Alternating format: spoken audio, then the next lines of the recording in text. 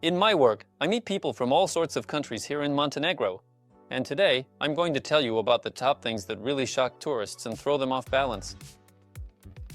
Let's get started. The first thing that stands out to people arriving in Montenegro is that nothing is open on Sundays. Literally nothing. Not supermarkets, not banks, not stores. The only thing you can really do by Montenegrin standards on a Sunday is relax, eat at restaurants, drink coffee, and enjoy the outdoors. So here's a life hack. Make sure to stock up on groceries on Saturday, because on Sunday you'll have to eat either at restaurants or order delivery. And try to take care of all important matters before Sunday. The second thing that a lot of tourists complain about is Montenegrin service. Montenegrins are not the kind of people who will bend over backwards for customers. The phrase "the customer is always right" just doesn't work here. Waiters are laid back, some are polite and quick, while others work in the traditional Montenegrin laid-back style. There's no need to get too emotional about it. It's better to see it as a new cultural experience and try to relax.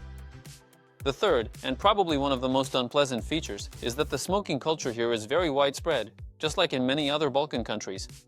People smoke a lot, they smoke everywhere, and it's considered completely normal. But keep in mind, open terraces are by default considered smoking areas. The next thing that really confuses many people is that the working hours of government offices and banks are very short. Most important matters need to be taken care of before 3 o'clock, and sometimes even before noon. In many banks, everything is still handled on a first-come, first-served basis, and there's no way to do anything online. So wake up early, get in line, and be prepared to spend at least half a day. Another thing about us Montenegrins is that we constantly greet each other, even on the road. It's quite common to frequently see drivers abruptly stop in the very middle of the road, completely blocking all oncoming traffic, just to casually chat with a neighbor who was driving in the opposite lane, or loudly honking like crazy at a close friend who was walking on the sidewalk, perhaps even waving enthusiastically. Continuing on that topic, that's exactly what we should have filmed when we were talking about honking. It's normal here and part of the local culture. There's no point in honking or being aggressive, it won't get you anywhere. Just stay calm, and everything will be fine. Continuing on this topic, people here drive however they want, not how they're supposed to. Since everyone in Montenegro knows each other and the police are pretty lenient about minor violations, Montenegrins feel pretty bold behind the wheel. It's totally normal for someone to forget to use their turn signal or suddenly slow down. So on the roads, it's not just the winding curves that are dangerous, but the drivers themselves. Life hack: keep your distance and stay alert. People here don't really pay much attention to cleanliness. It's not like everything is neglected, but people might toss trash without thinking. Fortunately, the trash is collected regularly, although sometimes the garbage collectors go on strike. In the summer, because of the large number of tourists, trash bins can overflow, but that happens very rarely. Overall, it's pretty clean here, and people take the cleanliness of nature and the sea very seriously. After all, it's one of Montenegro's main treasures. For many, it's a bit of a culture shock that Montenegrins start their morning with a shot of rakija. But here, that's considered a healthy habit, and there's nothing wrong with it. In fact, this is one of Montenegrins' favorite pastimes, sitting in a cafe with a shot of rakija and a cup of coffee. Starting your day at a very leisurely pace, that's the Montenegrin way. Americans especially notice the absence of popular fast food chains in Montenegro, like McDonald's or Starbucks. Now, a few Burger King locations have opened in Montenegro, but everything happens gradually, smoothly, and slowly in true Montenegrin style. The thing is, Montenegrins tend to support local businesses more. There was once a McDonald's in Podgorica, but it closed due to low profits. The point is, Montenegrins prefer to go to their own people. Plus, the local gyros and burgers, both in size and price. Just don't give those tiny buns and rubbery McDonald's patties a chance. A cultural feature of Montenegro and the entire Balkans is multilingualism. Here, students learn several languages at school: Serbian, Croatian, Bosnian, and Montenegrin. And even though they all belong to the same language group, this influences the region's culture. From an early age, Montenegrins are more open to people of different nationalities, cultures, and religions. Unfortunately, for many people, the fact that the country can't offer a lot of entertainment becomes a problem. The main forms of entertainment here are nature and travel. People come here to slow down.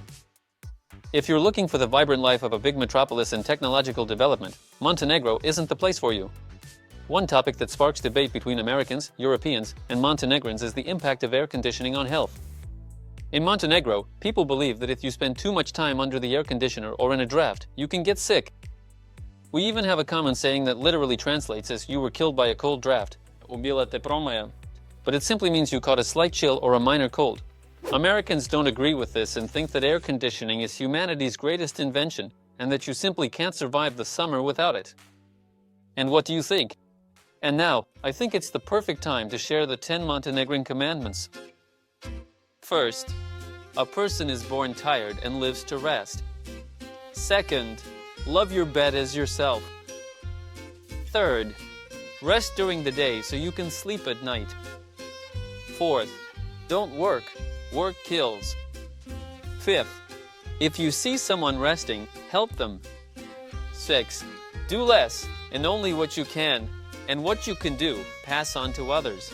Seventh, salvation is in the shade of trees. No one has ever died from resting. Eighth, work brings illness. Don't die young. Ninth, when you feel like working, sit down and wait. You'll see it will pass.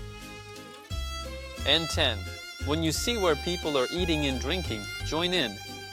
And when you see people working, leave so you don't get in the way. And here are a few more interesting facts. First, Montenegrins are among the tallest people in the world. The average height for men is 185 centimeters. Second, Montenegro still relies heavily on cash. Even though you can pay by card in many places, leaving home without cash is a bad idea. Third, technically Montenegro doesn't have its own currency. We use the euro, even though we're not part of the European Union. At least not yet. If I missed anything, let me know in the comments and share your experiences. Which things shocked you the most? If you want to avoid common tourist mistakes in Montenegro, be sure to watch this video.